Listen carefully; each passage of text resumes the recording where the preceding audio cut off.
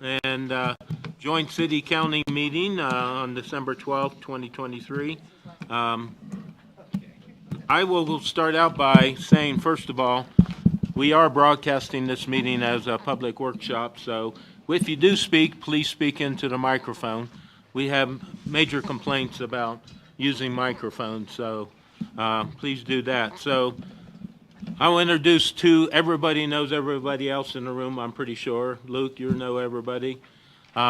We have two other people in the room, Sarah Carlisle and Rich Thompson, both representing Tri-State. We have some new council members, and this might be new to council. I think the county's pretty up to date. I'm going to give you a little background information, how we got to where we are today, just so everybody understands a little bit. Sarah, feel free to jump in and help me, not correct me, help me when I mess up the process. I'm sure I will, because it's the first time I've ever been through this, or the city and the county. Tri-State's been through it once previous, or more, right? So, yeah. But, this all started with Tri-State's settlement agreement with the PUC after a lawsuit, and, you know, of how many entities were involved in that? Several. 6, okay? So, in their settlement agreement with the PUC, it states that Tri-State will provide community assistance upon closure of the Craig Station. That's about all it defines. It doesn't define anything more, you know, of the community assistance. So OJT and with Tri-State sent out an RFQ to hire a facilitator to get to a process where we can all kind of talk about and come up with community assistance ideas. We've had 5 meetings so far, and the meetings have consisted of the county representatives, only one commissioner, one council person, a couple staff people from the city and the county. We've had representatives from Tri-State, Just Transition, State Energy Office, PUC, and PUC Consumer Affairs attending these meetings. The purpose of these meetings is to come up with an ICAP, which is Informational Community Assistance Plan. We had to look that up today. Thank you, Shannon. A document that outlines community assistance possibilities for Craig and Moffat County. And once we have this ICAP, Tri-State takes it back to their board of directors. They make amendments or additions or whatever they see fit, because, you know, it's in interest of their co-op members. And then Tri-State takes that to the PUC for final approval. Before, okay. So this is where we're at today. Our facilitator, we've had 5 meetings, like I said. The facilitator has asked the city and the county for lists of priorities.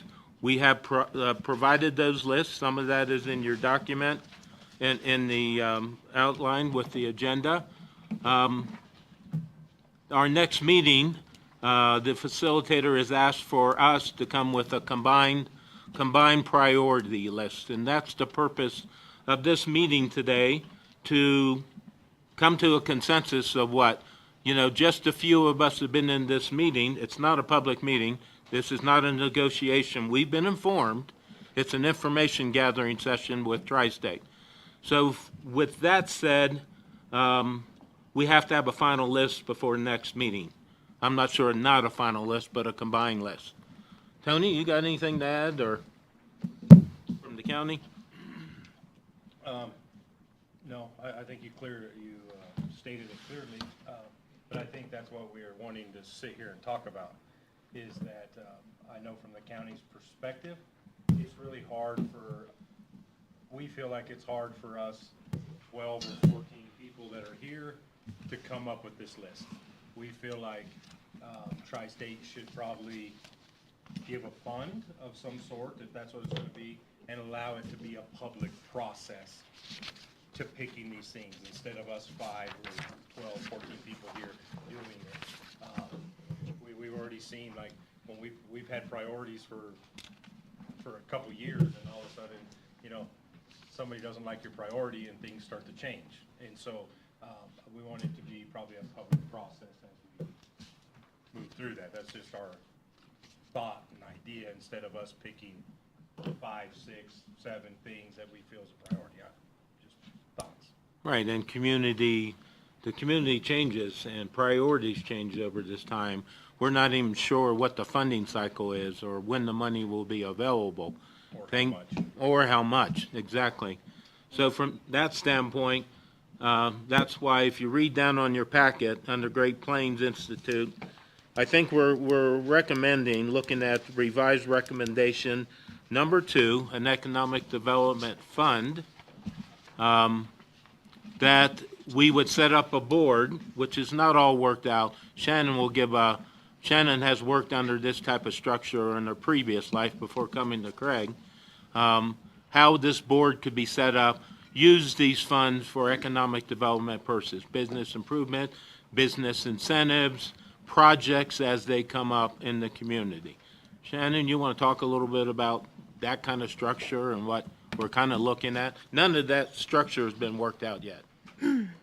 Right. So, like Chris said in our discussions, there's been many, I think, ideas kind of floated around, but one of the biggest was this idea of kind of a community incentives fund or a business incentives fund where we had the local control over how those monies are being spent instead of having to go through, all the hoops of the state and federal agencies to secure funding for potential, business expansions or incentives. So I put together kind of some ideas of how those funds could be utilized. And like Chris said, essentially we would create a board or a committee of community members that would oversee the process of how those funds are distributed. So obviously the first thing is to create some type of guidelines or program, a program policy to establish the baseline of what we're looking for. But overall, the crux of these conversations has always been we want to create jobs, replace the jobs that are being lost and replace the property tax that's being lost as well. So I think the thought behind it is to create incentives for things like capital investment, job creation, tax abatements, code deficiencies, things of that matter. But we obviously want to target industries that would fit within those guidelines to A, replace the property taxes that are being lost, and B, create those types of jobs that are equitable to what we're losing out on.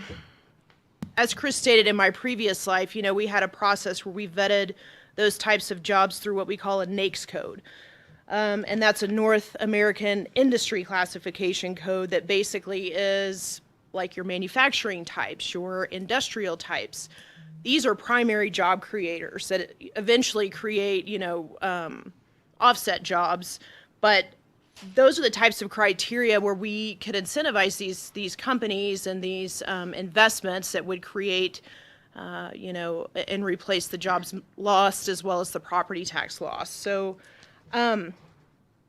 there are things that we can look towards. Like Chris said, it's not really set in stone at this point, but I've got some ideas of how we can utilize that money and then form the structure of the board or committee that would oversee those funds. So, Melanie, you've been in all the meetings.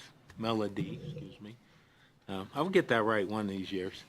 Do you have anything to say about you've been in on the process, so. As long as you work with a Melody and a Melanie every day, you won't.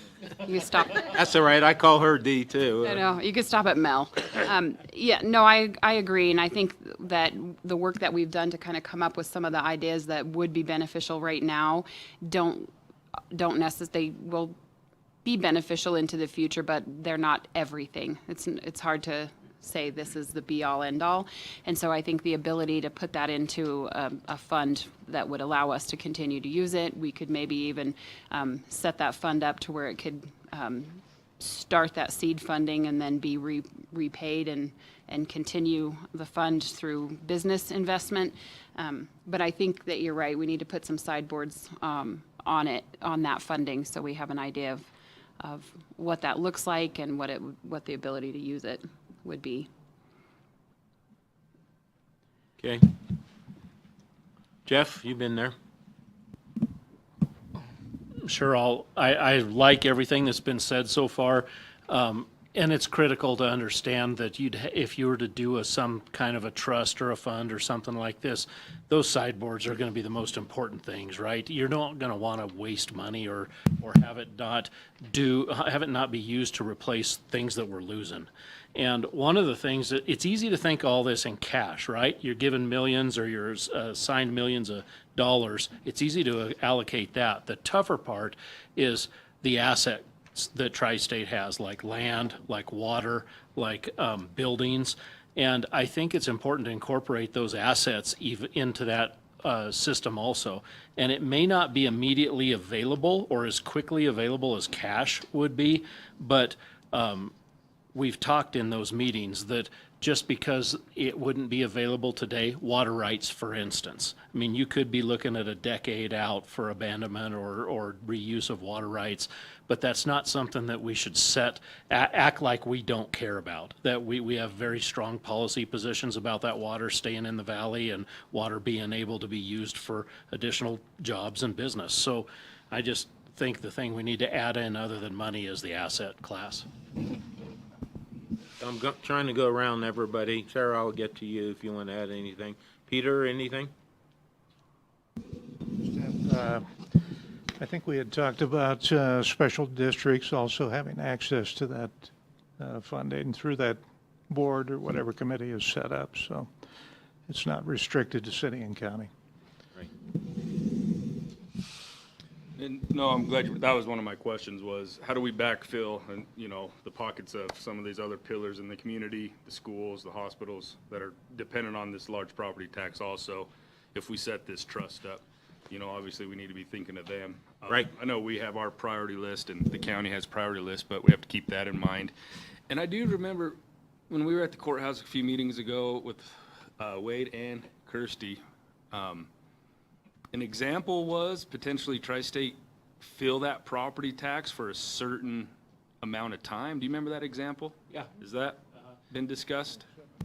So, That example came from an Excel example, I Yeah. believe, out of Pueblo or something. exactly, yeah. Yeah, no, so, I thought it was 15, but. yeah, so what it was you name a time. I mean, that example, we're not sure how that pertains to Tri-State being a cooperative versus a publicly traded company.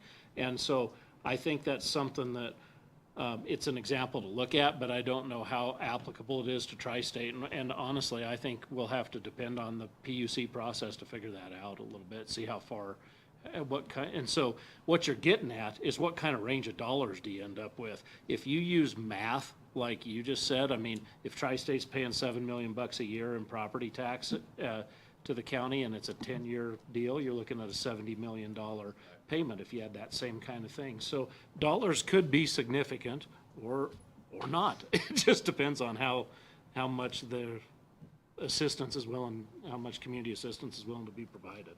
You see, and Derek, I look at this fund and the board and the special districts, anybody that's a taxing district losing money, have the opportunity to present their project. In a fund like that, you're talking, if you set up a sovereign type fund and only spend the interest, what did we figure, Peter, on the 45? It was 3 million a year at 5%, I think. I think that's the number I used, that you would have money to work with a year. So it doesn't replace, and use that money to create jobs and bring in industry to replace lost revenue. So We're looking at the New Mexico example. They matched what, was it Tri-State down there? Yes.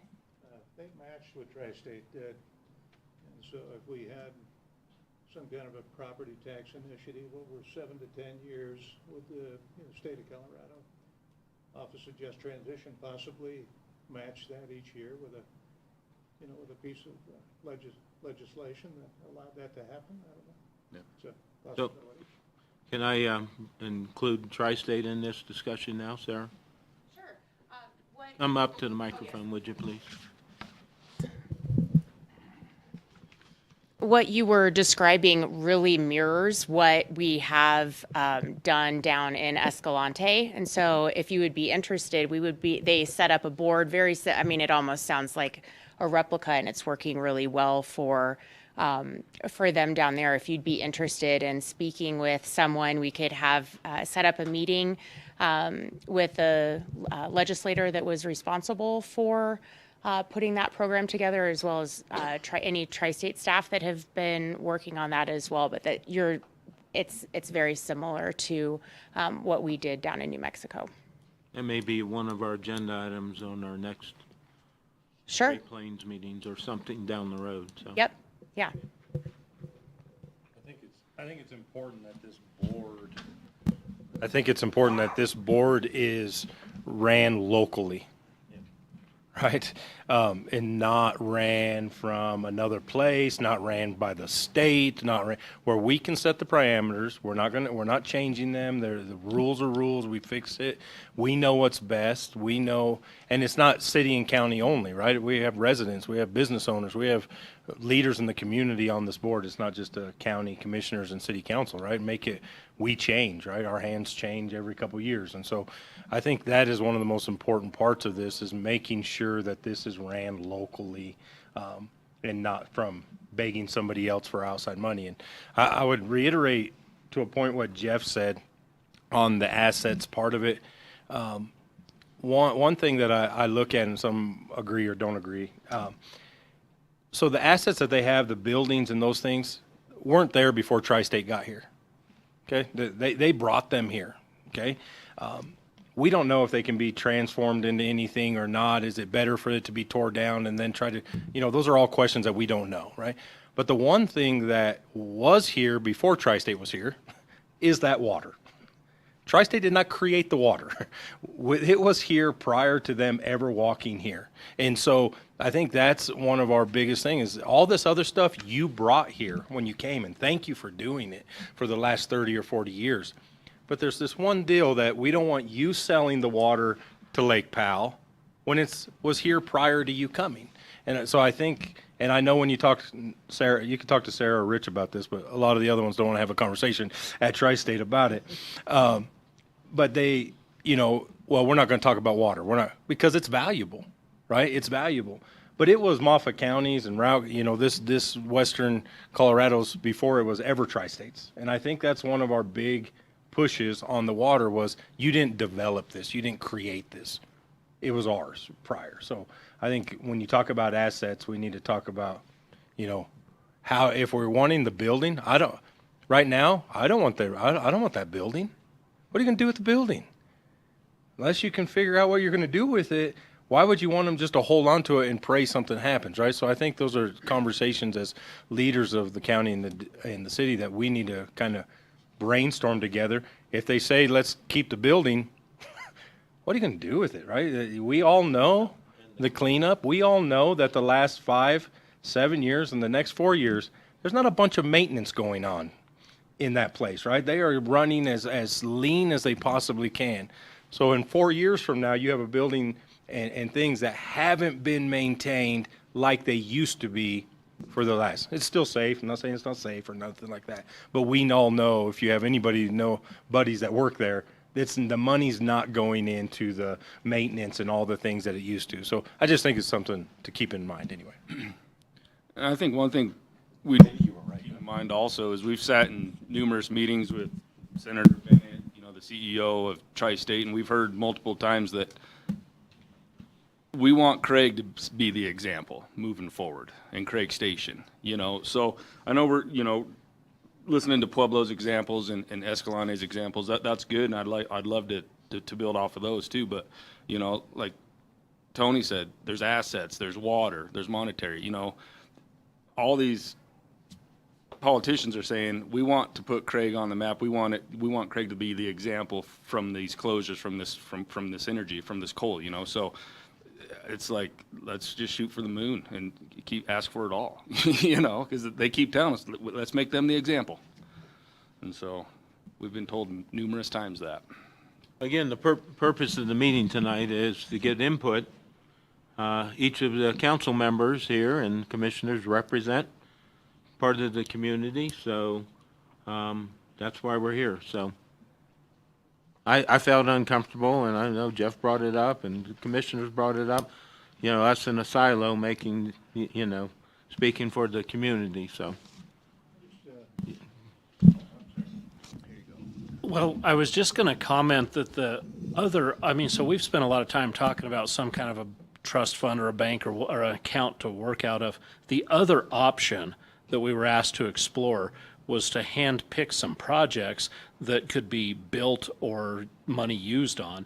And that's where we got all uncomfortable, because it's bad governance for elected officials to say, here's how your legacy is going to end up. The right way to govern is to let that come from the people. Let the people bring those ideas forward and work that way. And so it was the part that made us uncomfortable was actually doing the rest of this packet in front of you. If you see that whole list of 20-some ideas that came up, those were generated from a handful of people without community involvement. Maybe the people had knowledge of what certain interest groups in the community wanted, but it wasn't a true public process. And so I point that out because those were the two options on the table, and I think the second one's not even an option.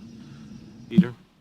I was just going to say, Tony talked about local control, and Jeff kind of alluded to that, but in Nucla, I think, from what I hear, Tri-State was not happy about how the funds were, I don't know if squandered is too strong a word, but they were not happy with how those funds were expended. And in Escalante, it sounds like from Sarah's comments that the Tri-State was probably much happier with the outcome there. And I think we have local control, but I think Tri-State and the state, if they're involved in matching, they're going to want to have some input on the sideboards, the guidelines, whatever those, parameters are that we use to make decisions on that funding. And beyond that, it should be local control. But I doubt the funding gets released until they have some comfort that it's going to be used properly. But I think Tri-State will say that in Nucla, they didn't know who to give the money to. So they gave a little bit here and a little bit there and a little bit there and hope that it was the best. Where it's going to go to a board. Mm-hmm. And the board decides, is that a good project or not? But in our conversation, that's how it sounds for Nucla, right?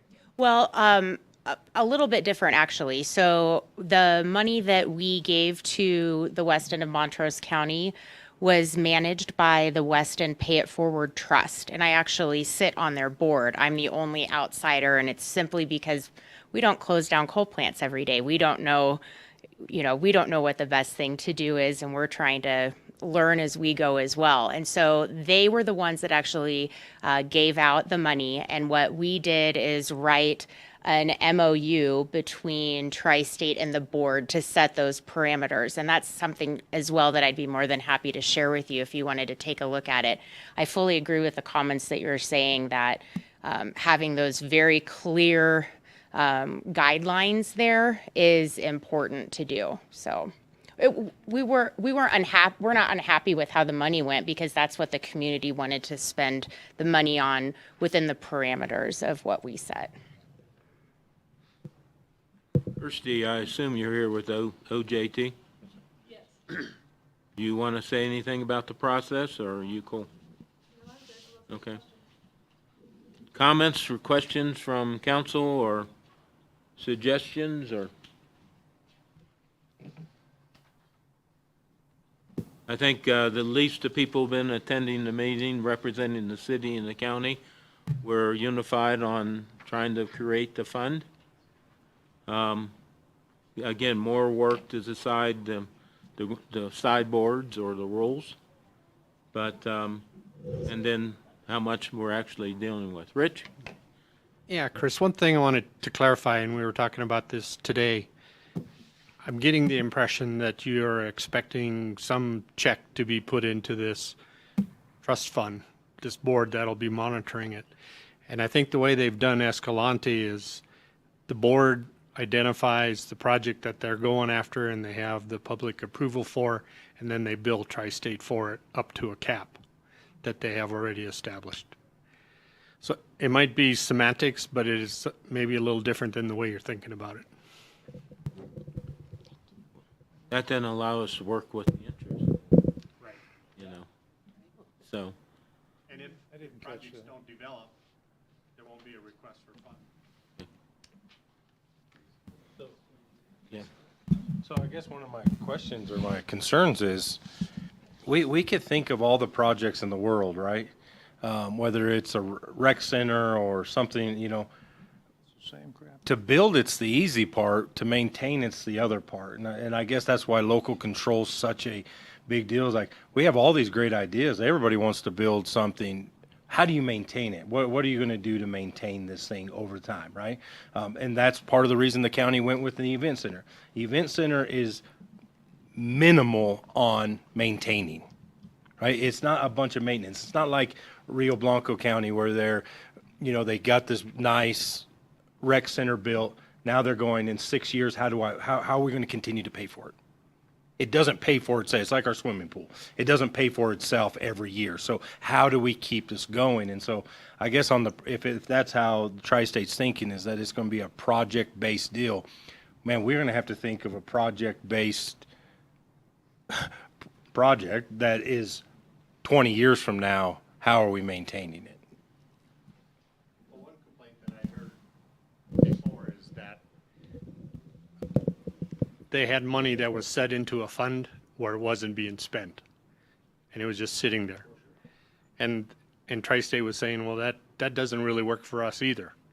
So we need to know what the project is so that we can fund it through that committee without it just sitting out there. So they're not out the money as well. So, and all I'm bringing it up for is just another point of view to think about as this plan is being put together. That's what kind of makes me nervous is that, you know, obviously we're talking potential new assets, but existing assets, you know, if something comes up, if we don't have the money readily available, you know, then we say, okay, well, obviously we got this to deal with. You know, how quickly is that response time on Tri-State's end in the Escalante example? Or is it all new build and new project? I'm unsure of the Okay. response time, but I can find out. And I would also, if that's something that we would be coming to Tri-State again with projects, then that does kind of take the decision-making out of local control again as well. Well, and I think too with industry, I mean, you can't predict an industry coming in or the timeline. I mean, some of those projects take 5 years, you know, from the first negotiation until they relocate. I mean, it's hard to predict, okay, we're going to recruit three new industries in the next 2 years or whatever. So that's kind of hard to gauge as well. And something could come up very quickly that we need to be pretty flexible with. Exactly. We almost need to change the paradigm and change that model, because it doesn't allow you to make interest. It does, and it gives me uncertainty about when a Tri-State moves on in, say, 10 years from now, the commitment that the money will be there. And so it's almost like you really do need to fight to have it in your own bank rather than sitting in Tri-State's bank.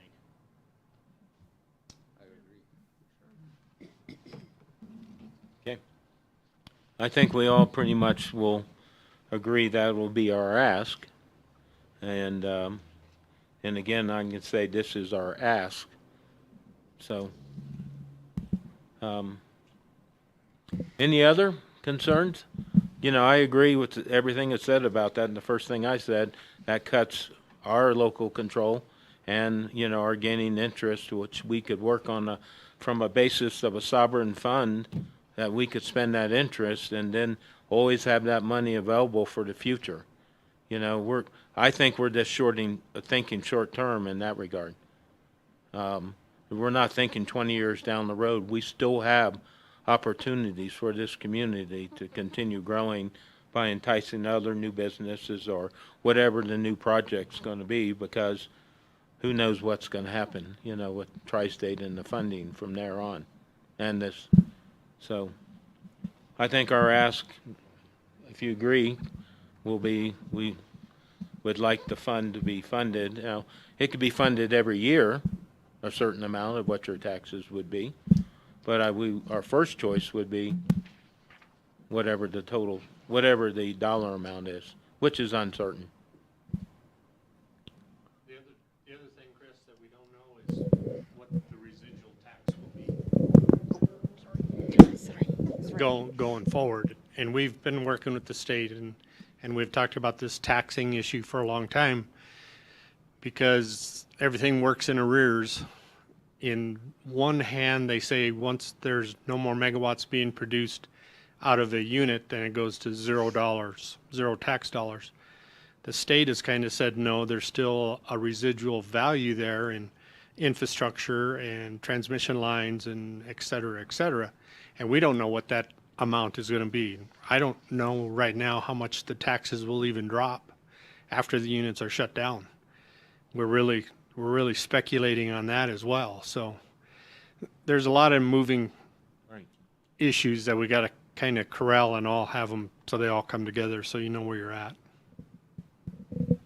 Well, we don't know the timing of the funding, if there is funding, what the amount and timing would be. And that's the hard part, to come up with an individual project list.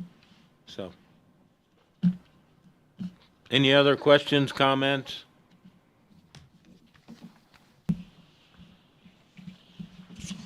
Well, what else is on our agenda then? Do you want to go over that list, or? Do you want, anybody interested in it's in your packet, the list of projects. And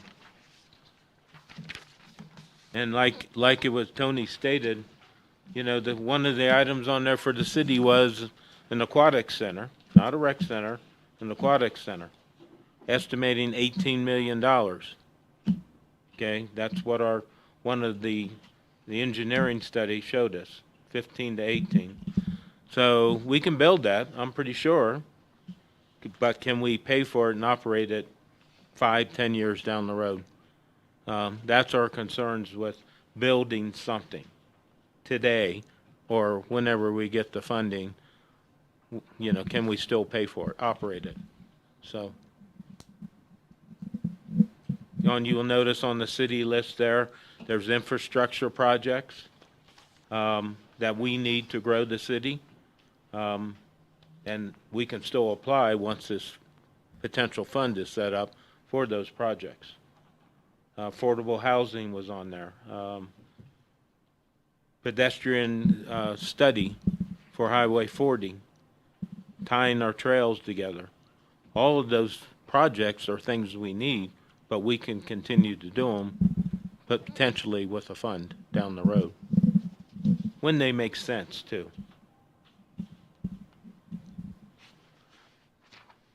County had, 3 big projects plus some other ones. The event center, the pump hydro, repurposing, which we would love Tri-State to take the approach that Trapper has taken, talking and openly talking and wanting people to come in and repurpose facilities. That's been our conversation from day one.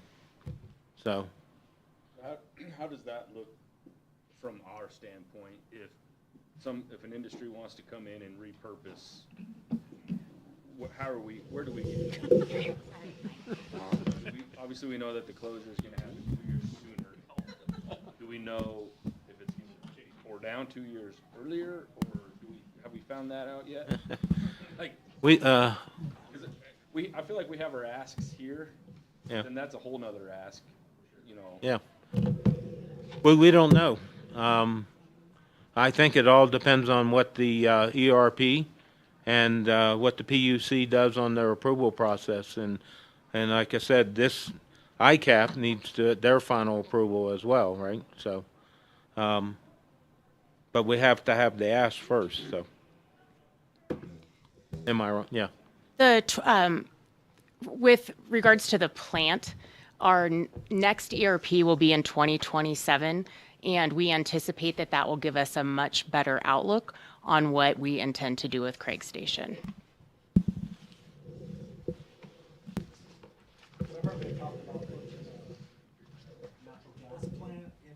West Colorado somewhere, and there's a lot of different things going along with that, that it seems like they don't truly know what they're gonna do yet, and that's what's causing a lot of everything that's going on. They have to get an operating permit from the state of Colorado.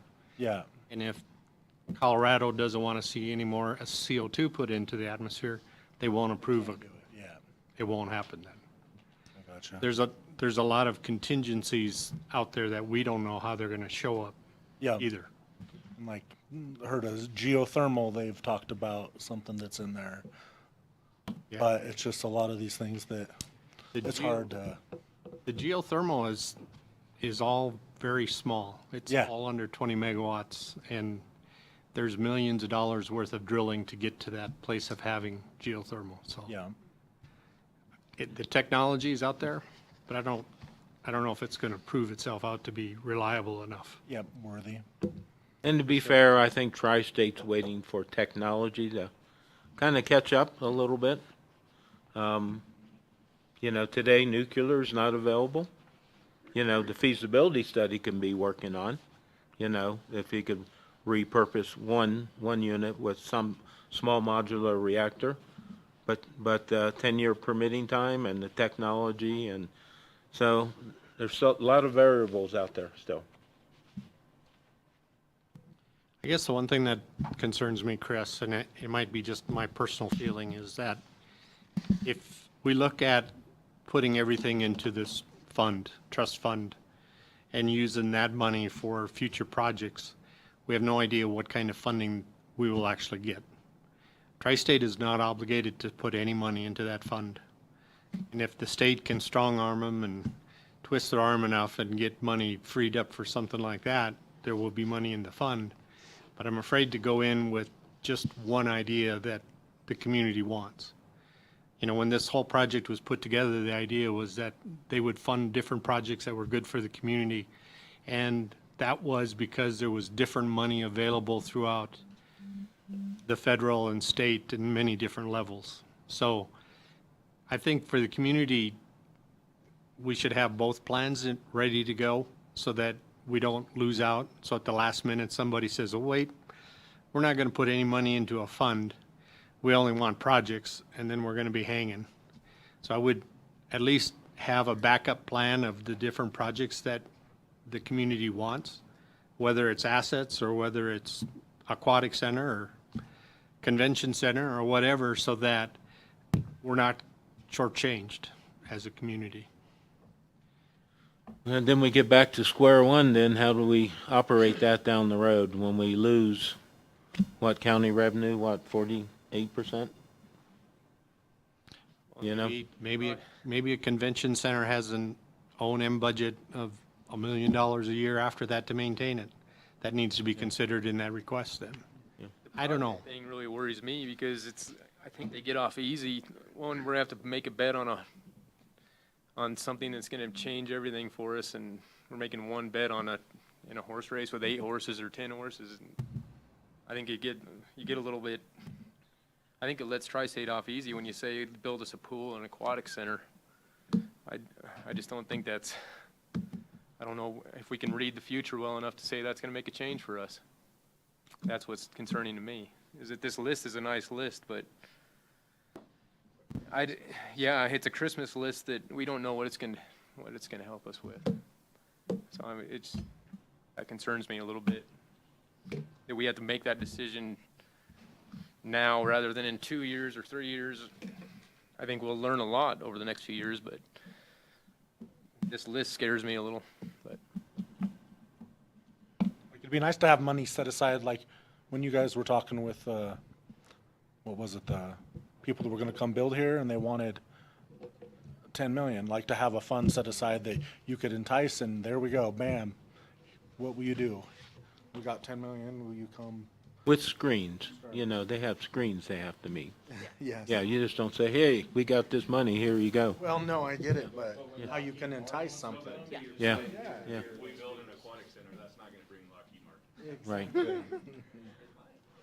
Well, and I think as part of that program, there are there are analysis tools to where we can input data to get a return on investment to ensure that we're incentivizing industry correctly so that we are getting the return as far as the job creation and or the property tax. Like, so we're not just, and I'm not saying these other recreational projects are not worthy, but there are ways to gauge return on investment, so we are being, you know, stewards of the taxpayer money essentially. So Sarah or Rich, how's this gonna work then? So we come back to this next meeting, we say, you know, option 2, that's what the city and county's ask is. From day one, you've said, meeting number 1, what's the city and county's ask? Well, that's our ask. So is it an all or nothing, or how does this process continue?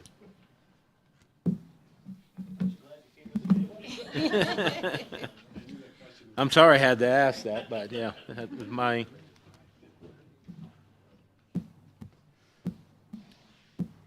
I think that we should get some more clarification. So you're just going to have the one ask. I don't know, what's our consensus here? Put this in perspective, this meeting helps give us an answer on the 19th, right? Okay, yeah, That answer is not gonna be, we're not gonna be able to pick, yeah. I think we make sure we have our priority answer, which is a fund, by the 19th for our consulting firm. And then if we have to go deeper into, like if there's some legitimacy that, hey, you better list 3 other projects or 5 other projects.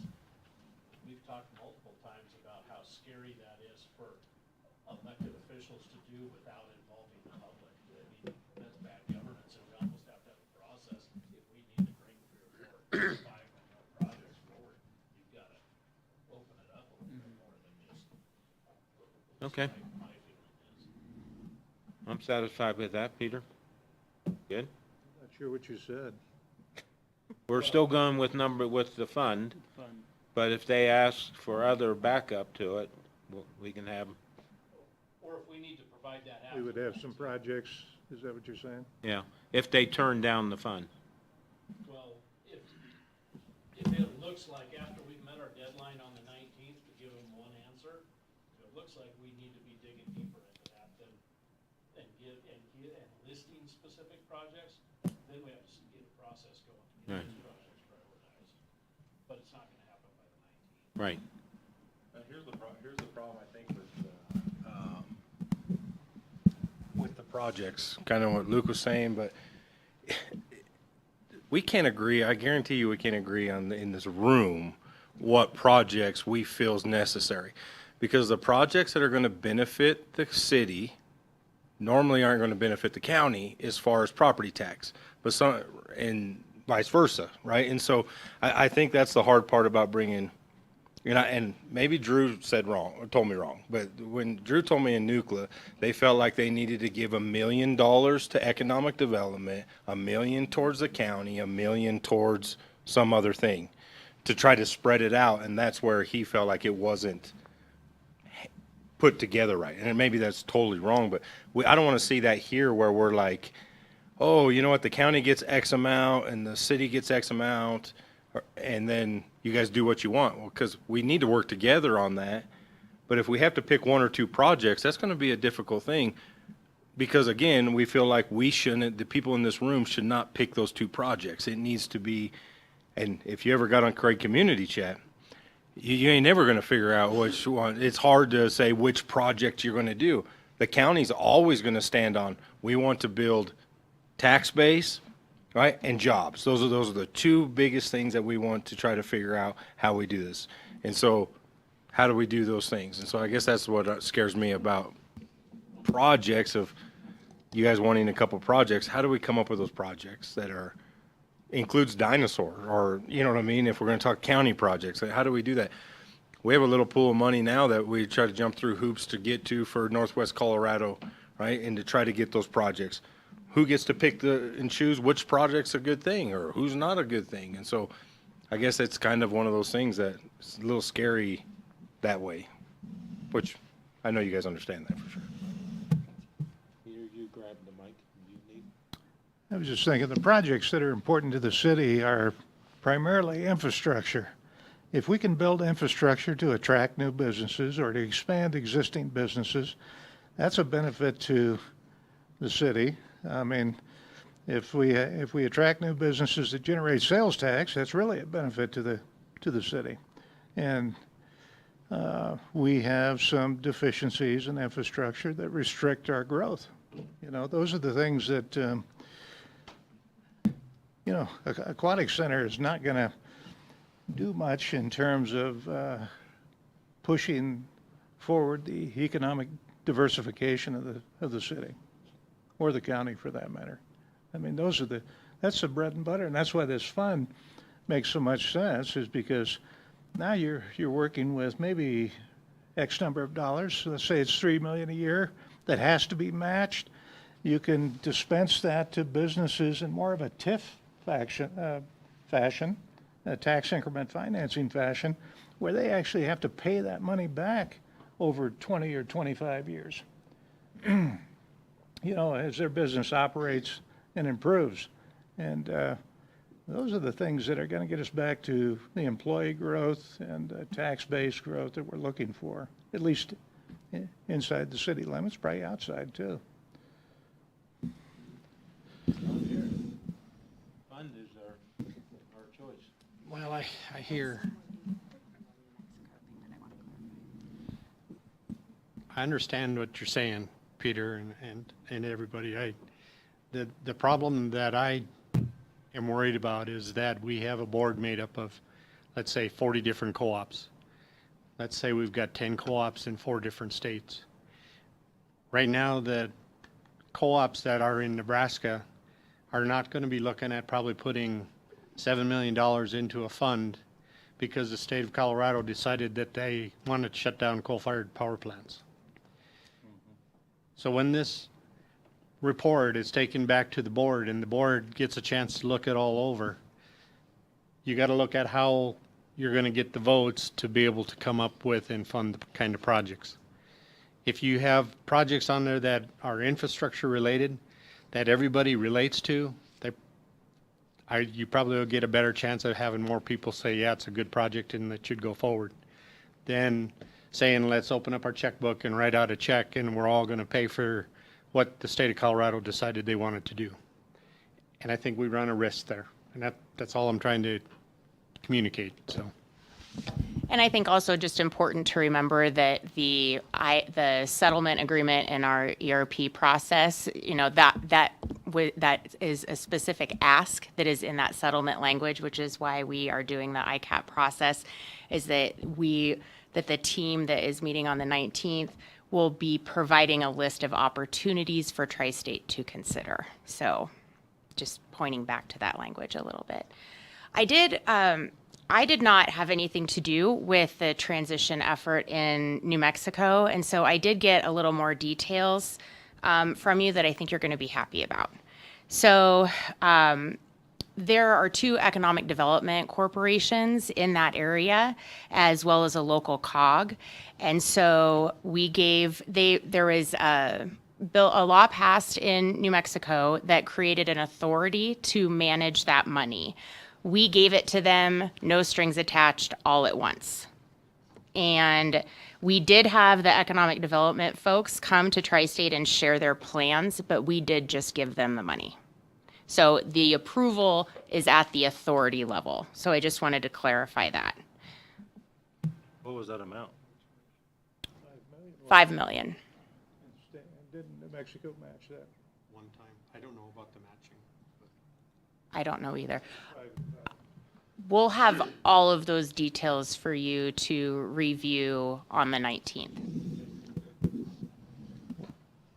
What if Tri-State were getting a return on their investment? Let's say that they made a commitment of X dollars each year.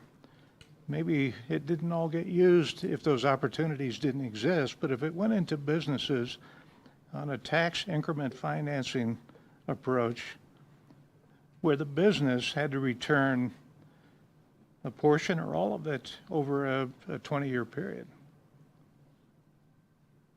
That's how we operate the Cura. I'm just saying maybe there's 3 or 4 million a year that's available that we could invest, and they would have a consistent return on investment unless that business failed. Definitely an interesting concept, Peter. But I think at some point, I mean, we locally would want to recoup those benefits too. I mean, I don't think we'd want that. I'm not trying to. Well, they'd still have to pay. This does not abate property tax or sales tax. Through the growth of their business, they have debt service that they would have to honor. I'm just throwing out some thoughts here. It doesn't sound like Tri-State's just going to throw money at us. I mean, That's what worries me. yeah. But if they have a pot of money that they operate their company on, they have reserves. What if they invested those reserves with the intent of maybe not making money, but at least breaking even? I'm sure that's gonna be up to their board. That's only one leg of the discussion, though. That's just economic development. For sure. And I think we cannot bank on the state matching. I mean, well, you know, we were sitting in the governor's office and made the statement that this would be different if our coal mines ran out of coal, and that was why we're here. But we're here because of you. And so we feel like it's your responsibility to come and match and help us recruit some of these businesses. And in that meeting, the statement was made, you're right. Yep, I think we can do something like that. We can help you. In 30 days, we'll do this. In 30 days, that. 19 days later, we got a John Deere letter that says, here, dear John, we can't do that. The governor misspoke, and he can't just give out money. And so I would just hate to say, okay, man, if they're going to give us $5 million, we're going to bank on the state to give us $5 million from the governor with no strings attached to do that. If New Mexico did that, that's amazing. But even there's hoops you got to jump through for the 2.3 million on just transition to come through it. So for him just to go and hand you that money, I would hate to bank on either one. So I guess we're at square one on do we ask for this fund? If they say no, then we go back to the drawing table? I guess that's the big question. Well, I think we use the plan there, the option Escalante potentially. You know, that example, where you've done this here, let's, you know, the dollar we don't know, dollar amount, so. Would they scale the Escalante example to our scale? Do you know what they were making in Escalante? Like what they were paying in property tax and? I don't. I didn't have anything to do Okay, with I was just curious because on that. But I can find that out and share all of that with you. where did we say, Jeff? What was the economic development hurt for us for the year? Oh, if you look at like the Mesa University plans, it was shy of $500 million a year, 400 and some million a They year. go When right. you look at rollovers and multiplier effects, it was 400 and some million. Right, so you even talk about 100 million. That doesn't even affect you for what you're losing in 1 year. It's a fourth, right, of what you lose in 1 year with that deal. And so, Yeah, if everything disappears, it's tied to the plant, you're looking at if you will, a GDP loss of close to $500 million a year. Kirsty, sorry. Yeah, B.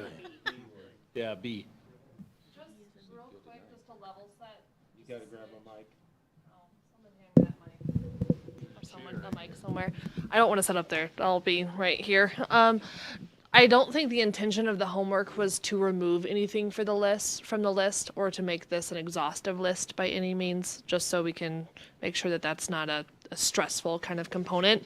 I think that the whole point of what we're trying to do is weight what the needs are a little bit more, and then the ICAT process as it continues to move forward, with GPI kind of helps solidify what some of those asks are. So this isn't necessarily like, this is what we want, this is where we're at. Because this process still goes on for another 6 months? Ish. Yeah, so I think that it's just kind of important for everyone to know that this is not like the only time you're going to be able to see this list. It's not the only time you're going to be able to add something to the list. This is definitely supposed to be part of the process. And then again, this is supposed to really be used during the PUC process a little bit as well for other vying agencies. So like the Department of Utility Affairs, OJT, all the other 700 different acronyms we could list, to be able to say like, okay, this is what the communities want. This is kind of the stand hold with it. So I would encourage you not to remove anything from the list, just maybe wait what your priorities are.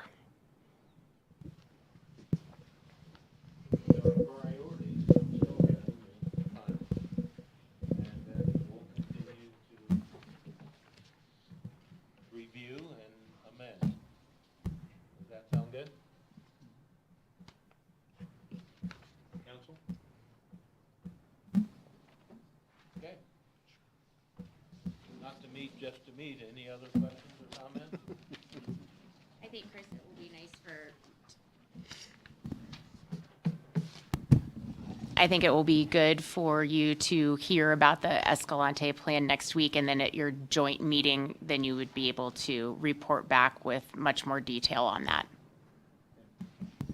I think one other thing we probably discussed, not related to this, but as we're moving forward, this really started off as a joint service meeting where we could figure out how the county and the city could help each other and what can we work together.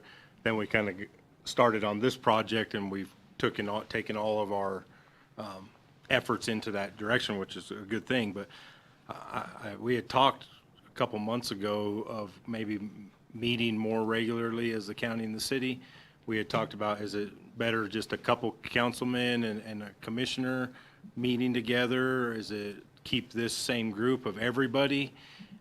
Just to kind of talk about those projects that we are working on every day, road and bridge, facilities, those type of things. So I think before we go, we should discuss that to a point of, is this something that we're wanting to do, continue to do? I think it is, but how regular do we want to meet and all those things, and from the city and the county's perspective. So I think the meetings have been productive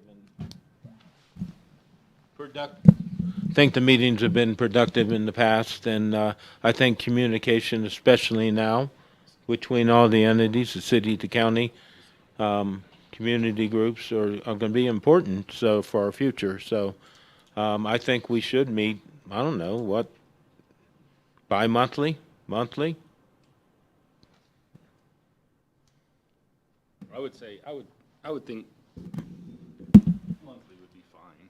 Yeah. I don't think we need to meet bi-monthly, but, and they have been productive with this entire group, in my opinion. Getting around the table like this, it's been good. There's been good dialogue.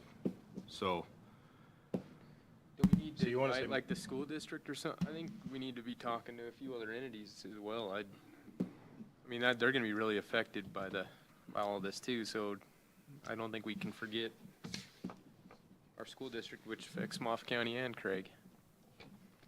to bring them into like the joint service meetings. I just think we need to, we have Heather. I mean, if Heather's- Heather's willing to represent them, that'd be fine. Yeah, I agree. I mean, You're the face. I can have the new superintendent, whoever that will be. It would be good. yeah, I think we just need to see what their thoughts are on everything that's gonna be happening too, because that's a whole nother deal we'll have to deal with Yeah. after this happens as well. So if we did it monthly, You think that's too much at this point? I do probably. I think every other month's probably fine.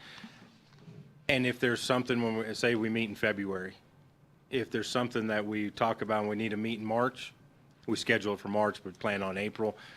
Again, we all have a bunch of meetings. I don't want to meet just to meet, but we're getting ready. We're starting to get busy. We got big projects going on at the county. The city has big projects. We have a big joint project at the airport coming up, so I think having those same conversations, just making sure that no one's getting blindsided, right? We're in this together. It's just kind of a point. So, and maybe there's a month that we don't need this school there, but hey, April, let's talk about, or February, we got some projects at the school, like how are we helping them? I know the county last year, I drove up, or 2 years ago, was it last year? I drove up to the school and man, for whatever reason, it didn't get plowed. And man, those the ice jams were like this. And I was like, man, if someone would just ask, then that weekend we had motor graders up there grading all the ice off the high school. Like, I think with these kind of meetings, we don't have to wait till it's a crisis. We can kind of have those meetings, and it was nobody's fault, right? It wasn't, we're not blaming anybody. It's just lack of maybe just getting together and having a simple conversation. So, so we want to do once and start in February and every other month from there. Yep. Holidays are busy. So Yep. we'll just get them scheduled. And then if we do have a tri-state conversation, we can just add it to that meeting and go from there. So, all right. Any other thoughts? Good with it. All right, you want to adjourn? Yep. All right, thank you. Thank you. Thanks, Sarah.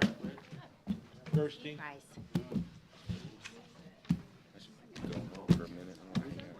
That's what I wonder. When I seen What am this, I gonna do next hour and a half? I you know, can't go hey, home. you know what I would do? Cause I'll be like,